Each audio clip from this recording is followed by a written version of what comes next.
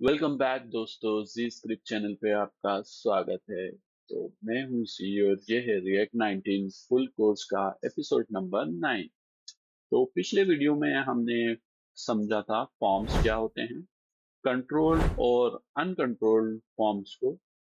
इस वीडियो में आज हम कवर करेंगे रिएक्ट के दो super powerful concept, use effect और यूज लेआउट इफेक्ट, जो कि लाइफ साइकिल का कॉन्सेप्ट है।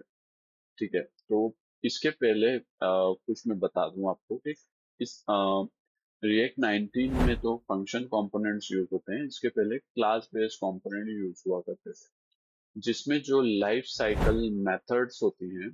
लाइफ साइकिल मेथड्स यानी कि एक कंपोनेंट का पूरा लाइफ साइकिल, जब से वो क्रिएट होता है, किस वक्त वो चलता है, चीजें अपडेट करता है, और कब वो डिस्ट्रॉय हो जाता है। तो उसका पूरा जो एक कंपोनेंट का जो लाइफ साइकिल होता है, वो लाइफ साइकिल के कुछ हुक्स होते हैं। जैसे जब वो क्रिएट होता है तो हमें पता चलता है।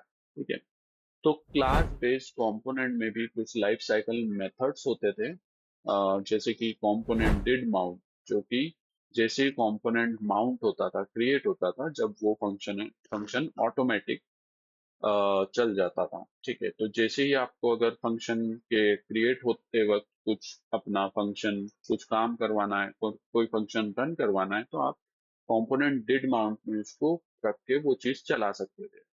ठीक है। इसी तरह और दूसरे भी लाइफ साइकिल मेथड्स होते थे, जैसे कि कंपोनेंट डिड अपडेट, जो कि कंपोनेंट जैसे ही अपडेट होके री रेंडर होता था, तो कंपोनेंट डिड अपडेट चलता था। ठीक है। इस तरीके से कंपोनेंट विल अनमाउंट, जो कि डिस्ट्रॉय की तरह काइंड ऑफ काम करता था। तो इस तरीके से यूज होते थे। लेकिन फंक्शनल कंपोनेंट में हम लोग ये सारे काम जो हैं वो हुक्स के अंदर करते हैं। ठीक है। तो आज के एपिसोड में ये लाइफ साइकिल मैपिंग और रियल वर्ल्ड एग्जांपल के साथ हम लोग ये समझने वाले हैं कि लाइफ साइकिल हुक्स रिएक्ट 19 में, जो कि फंक्शनल कंपोनेंट के कॉन्सेप्ट को यूज करता है, उसमें कैसे यूज करते हैं। और ये दो हुक्स जो कि है, यूज इफेक्ट और यूज लेआउट इफेक्ट, को हम लोग कैसे और कब यूज करते हैं। तो आइए समझते हैं। लेट्स गेट तो समझते हैं यूज इफेक्ट्स के बेसिक्स के लिए। तो यूज इफेक्ट्स जो है वो बेसिकली एक हुक है जो रिएक्ट के फंक्शनल कंपोनेंट में साइड इफेक्ट्स रन करता है। ठीक है। तो साइड इफेक्ट जो है, मतलब कि एपीआई कॉल हो सकता है, या कोई इवेंट लिसनर हो सकता है, टाइमर या कोई इंटरवल हो सकता है, या फिर डोम में किए कुछ अपडेट्स हो सकते हैं। ठीक है। तो जैसा कि मैंने कहा कि ये एक हुक है, तो हुक के ऊपर कुछ रूल्स अप्लाई होते हैं, जो कि हमने हुक्स वाली वीडियो में देखा था। तो वो रूल्स अगर आपको देखना है तो आप हुक वाली वीडियो को रिफर कर सकते हैं। हम यहाँ पर देखते हैं कि यूज इफेक्ट्स एग्जैक्टली क्या होता है। ठीक है। तो आइए इसको समझते हैं एक एग्जांपल के साथ। ठीक है। तो हम यहाँ पर बेसिकली एक बना लेते हैं कंपोनेंट। सबसे पहले life cycle hooks dot T S. ठीक है। इसका कोड लिख लेते हैं बेसिक, एंड इसको इंपोर्ट कर लेते हैं हम लोग। ठीक है। तो यहाँ हमने इसको इंपोर्ट कर लिया, एंड इसको यहाँ पर देख लेते हैं। लाइफ साइकिल हुक्स यहाँ पर हमारे पास आ गया है। ठीक है। सबसे पहले डिफाइन कर लेते हैं एक स्टेट का वेरिएबल। काउंट ले लेता हूँ, जिसको इनिशियलाइज कर देते हैं 0 से। एंड इसके बाद हम बना लेते हैं एक यूज इफेक्ट। ठीक है। तो एक ही चाहिए। यूज इफेक्ट को मैं इंपोर्ट कर लेता हूँ। ये इंपोर्ट कर लिया है हमने। एंड यहाँ पर इंपोर्ट करने के बाद में हम लोग इसको एक बार रन करके देखें। ठीक है। यूज इफेक्ट जो होता है, यूज इफेक्ट का पहला पैरामीटर एक एरो फंक्शन लेता है। ठीक है। तो ये एरो फंक्शन हमने यहाँ पे दिया हुआ है, जिसमें हम कंसोल लॉग स्टेटमेंट डाल दिया है, जिसमें लिखा हुआ है कंपोनेंट माउंटेड। ठीक है। इसको रन करके देख लेते हैं। तो इसको रिफ्रेश किया मैंने, यहाँ आ गया है कंपोनेंट माउंटेड। ठीक है।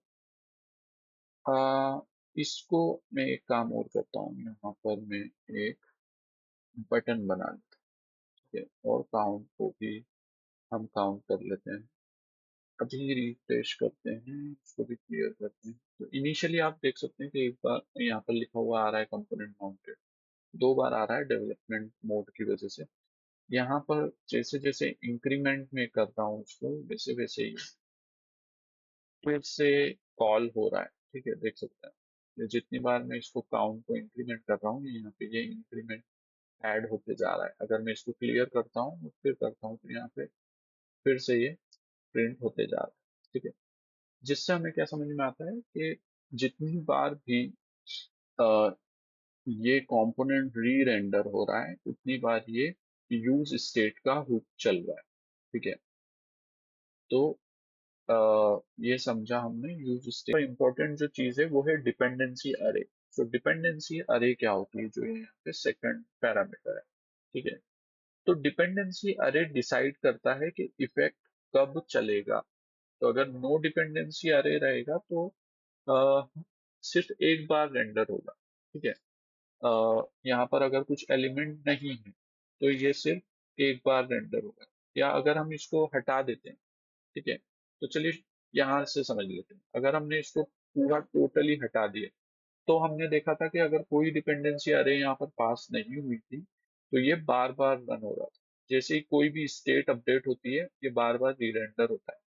बट जब यहाँ हमने एक ब्लैंक अरे पास कर दी, तो ये सिर्फ एक बार रन होता है स्टार्टिंग पॉइंट पे। जैसे ही ये माउंट होता है, मतलब जैसे ये जावास्क्रिप्ट का ये वाला कंपोनेंट जैसे ही रजिस्टर होता है, वैसे ही ये रन हो जाता है कंपोनेंट जब माउंट होता है तब, ठीक है। तो ये दो केसेस हो गए। First case is no dependency अरे, मतलब हर रेंडर के बाद रन होगा। सेकंड इज एम्प्टी डिपेंडेंसी अरे, जहां पर सिर्फ माउंट के बाद एक बार रन होगा, ठीक है। थर्ड इज स्पेसिफिक डिपेंडेंसी, जो हम अगर इसमें पास करेंगे, यानी स्पेसिफिक डिपेंडेंसी का जो थर्ड केस है, इसमें सिर्फ उन वैल्यूज के चेंज होने पर वो री रेंडर होगा, ठीक है। फॉर एग्जांपल यहाँ पर मैं पास कर देता हूँ काउंट, ठीक है। तो इसको चेक करते हैं। जैसे ही अब मैं इसको रिफ्रेश कर लेते हैं, एक बार ये रन हो गया, एंड देन इंक्रीमेंट जैसे जैसे हम लोग कर रहे हैं वैसे वैसे ये यहाँ पर रन हो रहा है।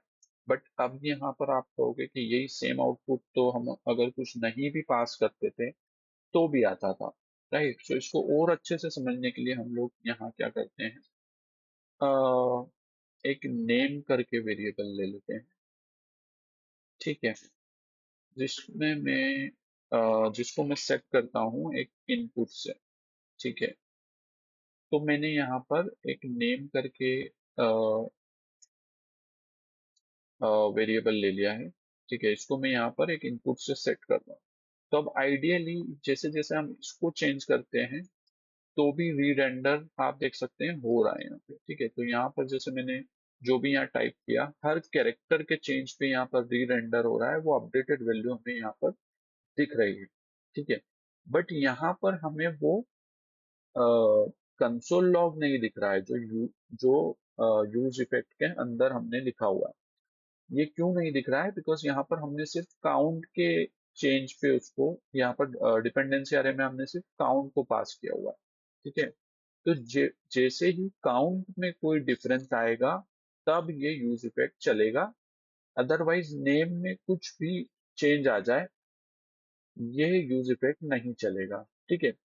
तो आई होप आपको ये समझ में आया होगा। अगर मैं इसी को थोड़ा सा चेंज करके यहाँ पर नेम पास कर देता हूँ, ठीक है। तो अब देखिए, ये इनिशियल वाला रन हो गया, ठीक है। इनिशियल वाला रन होने के बाद मैंने यहाँ पर इसको क्लियर कर दिया, ठीक है। तो जैसे ही क्लियर किया, ये फिर से एक बार रन हो गया। अब जैसे जैसे मैं यहाँ पर कैरेक्टर एंटर कर रहा हूँ, यहाँ पर इसका काउंट, मतलब ये बार बार प्रिंट हो रहा है, ठीक है। और अगर मैं इसको हटा भी रहा हूँ तो भी ये कंसोल प्रिंट हो रहा है, ठीक है। क्योंकि अब इसको चेक कर लेते हैं। हमने सिर्फ वहां पर नेम पास किया है। अब मैं ये इंक्रीमेंट वाला चेक करता हूँ, इंक्रीमेंट में अब कर रहा हूँ तो यहाँ पर कुछ प्रिंट नहीं हो रहा है। ठीक है, मैं इसको क्लियर कर देता हूँ और अच्छे से समझने। अब इसको देखो, बार बार हम लोग इंक्रीमेंट कर रहे हैं बट यहाँ पर कुछ प्रिंट नहीं हो रहा। ठीक है, तो ये था हमारा डिपेंडेंसी अरे कैसे काम करता है। ओके, अब समझ लेते हैं क्लीन अप फंक्शन क्या होता है। तो फंक्शनल कंपोनेंट में क्लीन अप फंक्शन जो होता है यूज इफेक्ट के अंदर रिटर्न के थ्रू होता है। ठीक है, ये रन होता है जब कंपोनेंट अनमाउंट होता है या फिर नेक्स्ट इवेंट इफेक्ट जो भी होता है वो रन होने से पहले। ठीक है, तो इसको समझ लेते हैं एग्जांपल के साथ। यहाँ पर हम लोग एक यूज इफेक्ट बनाने वाले हैं। ठीक है, यूज इफेक्ट मैंने बनाया। क्लीनअप फंक्शन यहाँ इसी में लास्ट में रिटर्न करके एक फंक्शन होता है। ठीक है, तो ये हमने यहाँ सी फंक्शन के अंदर रिटर्न कर दिया है एक और फंक्शन। ठीक है, और उसमें हमने कंसोल डाल दिया। अभी इसको चेक करने के लिए हम ये करते हैं कि यहाँ पर एक कॉन्स टाइमर बना लेते हैं हम लोग। इसको एक 2 सेकंड के टाइमिंग पे रन कर देते हैं। ठीक है, और यहाँ रिटर्न के अंदर हम लोग क्लियर टाइमर कर देते हैं एक कंसोल लॉग के साथ। ठीक है, अब इसको चेक कैसे हम लोग करेंगे बेसिकली। तो यहाँ पर मैं एक H1 टैग लिख देता हूँ जिसमें दिखेगा लाइफ साइकिल लूप। इसके लिए मैंने यहाँ पर सेटअप बनाया हुआ है। हम लोगों ने एक यूज स्टेट का वेरिएबल लिया है जिसको हम लोग बटन के प्रेस के ऊपर शो या हाइड करते हैं। ठीक है, तो ये वाला जो स्टेट का वेरिएबल है वो जैसे ही ये बटन हम लोग टॉगल का प्रेस करेंगे ये ट्रू सेट होगा और ट्रू होगा तो फॉल्स सेट हो जाएगा। तो वाइस वर्सा वो स्टेट को टॉगल करता रहेगा। ठीक है, इस टॉगल की स्टेट के ऊपर जैसे ही वो ट्रू हो जाता है तो हमें लाइफ साइकिल हुक वाला कंपोनेंट स्विच हो जाएगा। अगर फॉल्स होता है तो हमने यहाँ पर स्ट्रिंग दी है सी स्क्रिप्ट की। ठीक है, तो ये इस स्टेट के बेसिस पे बेसिकली हम लोग फंक्शनल कंडीशनल रेंडरिंग कर रहे हैं। ठीक है, तो कंडीशनल रेंडरिंग हम ऑलरेडी सीख चुके हैं एक हमारे प्रीवियस वीडियोस के अंदर। जिसने नहीं देखा हो वो जाके वो वीडियो देख सकता है। ठीक है, तो इसी को अब हम लोग चेक कर लेते हैं। ठीक है, तो यहाँ पर हम चेक करते हैं। जैसे हमने इसको टॉगल किया, यहाँ लाइफ साइकिल हुक आ गया, फिर से टॉगल किया तो स्क्रिप्ट आ गया। अब इसका हमें एक्चुअली में समझना है क्लीनअप फंक्शन का कॉन्सेप्ट। तो जैसे ही हम टॉगल कर, अभी कंपोनेंट माउंटेड है जिसके अंदर टाइमर हर 2 सेकंड के बाद रन हो रहा है। ठीक है, अब जैसे ही मैं इसको टॉगल करूंगा ये वाला जो कंपोनेंट है ये हमारे यूआई से हट जाएगा। ठीक है, तो ये आप देख सकते हैं यहाँ पर ये ड्यू और ये वाला जो लाइफ साइकिल होके वो उस कंपोनेंट से आ रहा था।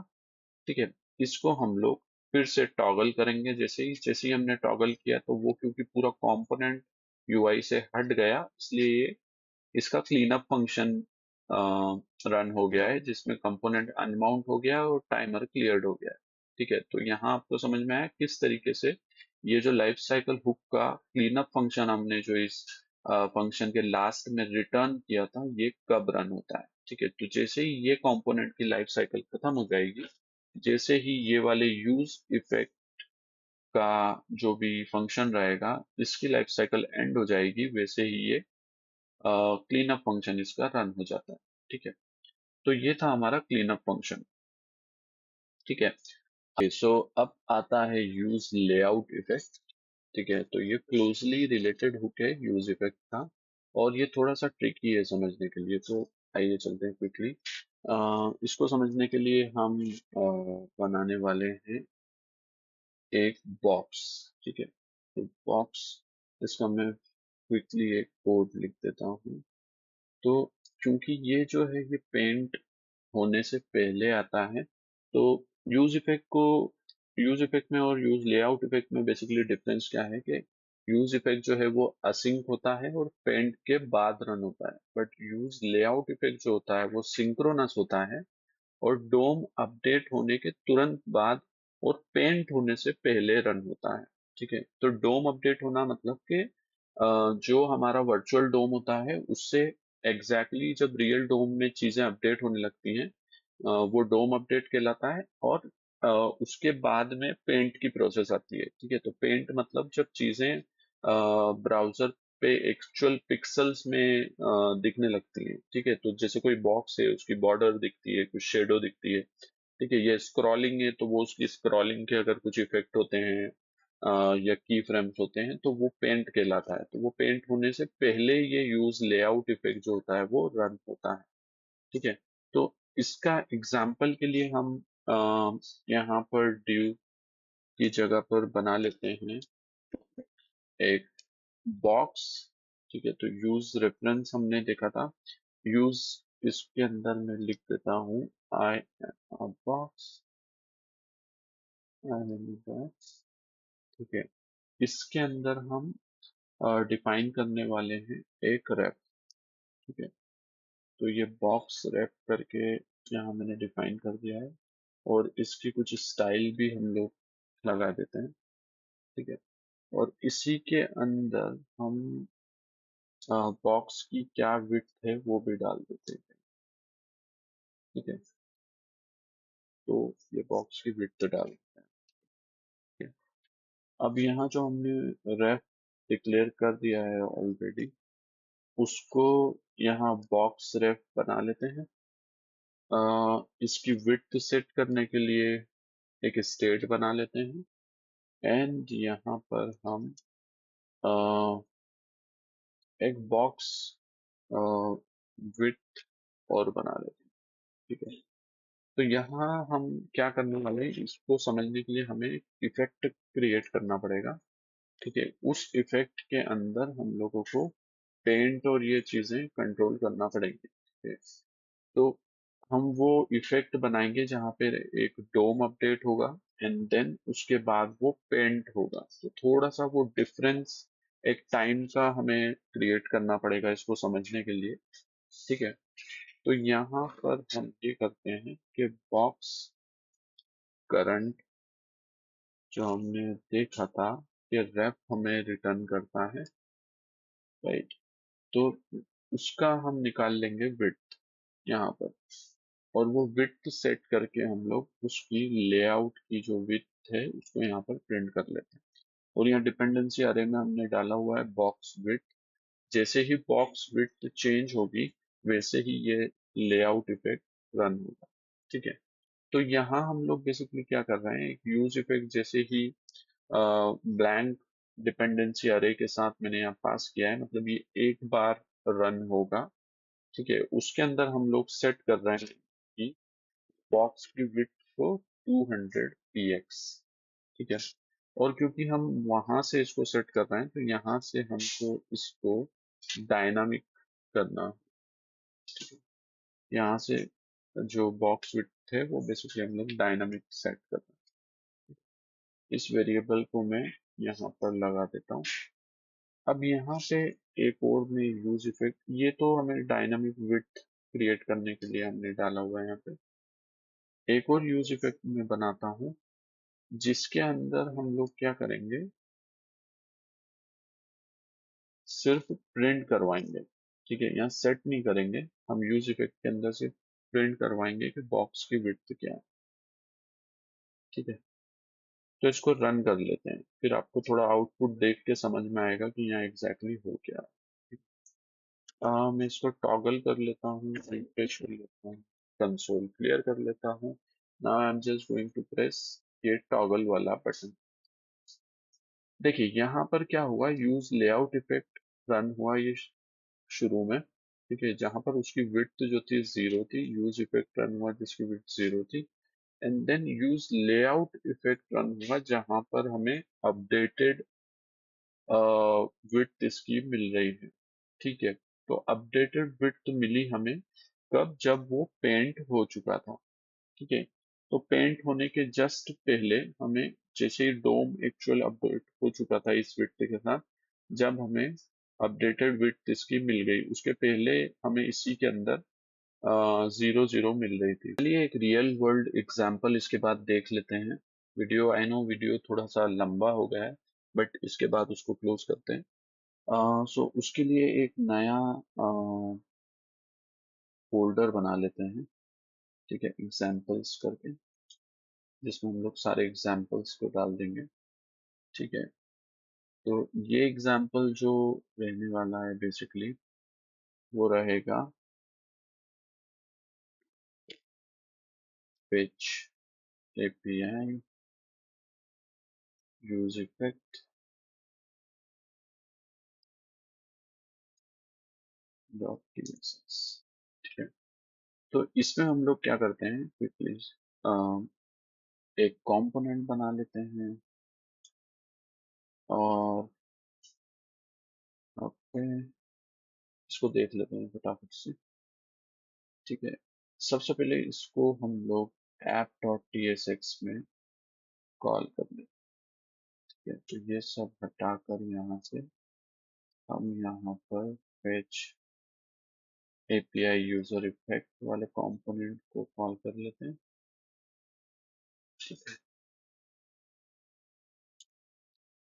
ऑलराइट, तो अब हमारा ये वाला कंपोनेंट डायरेक्टली कॉल हो रहा है।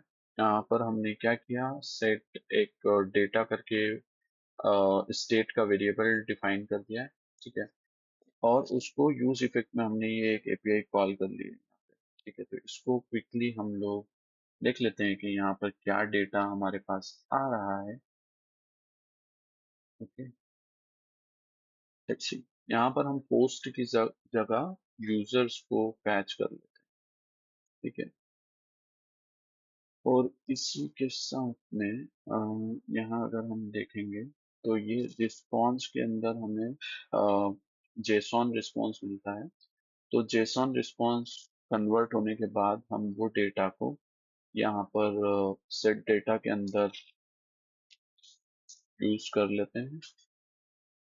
सेट डेटा में हमने इसको जैसे ही सेट किया एंड इसको हम यहाँ पर एक और यूज इफेक्ट बना देते हैं जो डेटा को ट्रैक करेगा। ठीक है, तो देखिए आप किस तरीके से यूज इफेक्ट को यूज कर रहा हूँ। एक यूज इफेक्ट मैंने बनाया ब्लैंक डिपेंडेंसी अरे के साथ जो हमारा एपीआई कॉल कर रहा है। एक एक यूज इफेक्ट मैंने और बनाया जिसमें मैंने डेटा को एज ए डिपेंडेंसी अरे पास किया है जो ट्रैक करेगा कि डेटा में अगर कोई चेंज है तो। ठीक है, तो इसको डीबग करके देखते हैं। देखिए इसको जैसे ही हम रिफ्रेश कर रहे हैं तो यहाँ पर ये वाला यूज इफेक्ट कॉल हो रहा है बार बार। ठीक है, यहाँ पर ये कॉल हुआ था जब डेटा में कोई डेटा नहीं था। देन ये वाला कॉल हुआ जब इसमें डेटा एक्चुअल में आ गया है। ठीक है, तो हमारे पास जो स्टेट थी अब उसमें एक्चुअल एपीआई कॉल से डेटा आ गया है।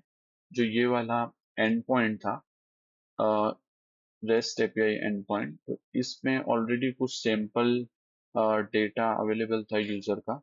तो वो देख सकते हैं आप यहाँ पे, वो हमें यहाँ पर इस हमारे स्टेट में मिल गया है।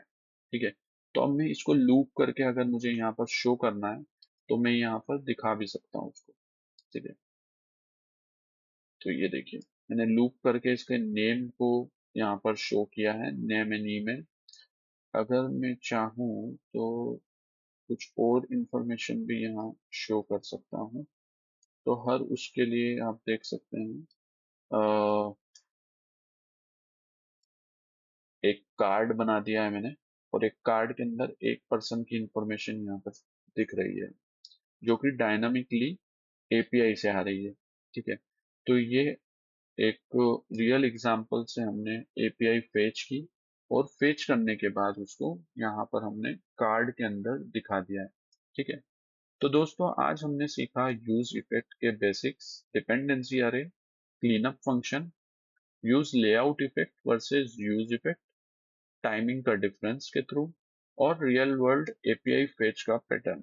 ठीक है, तो नेक्स्ट वीडियो में हम शुरू करेंगे एडवांस कॉन्सेप्ट्स और सबसे पहले देखेंगे प्रॉप्स ड्रिलिंग प्रॉब्लम क्या है ये और रिएक्ट में इसे कैसे हैंडल करते हैं। तो अगर आपको ये वीडियो पसंद आया हो तो लाइक, कमेंट और सब्सक्राइब करके बेल आइकन दबाना मत भूलिए। Till than happy coding.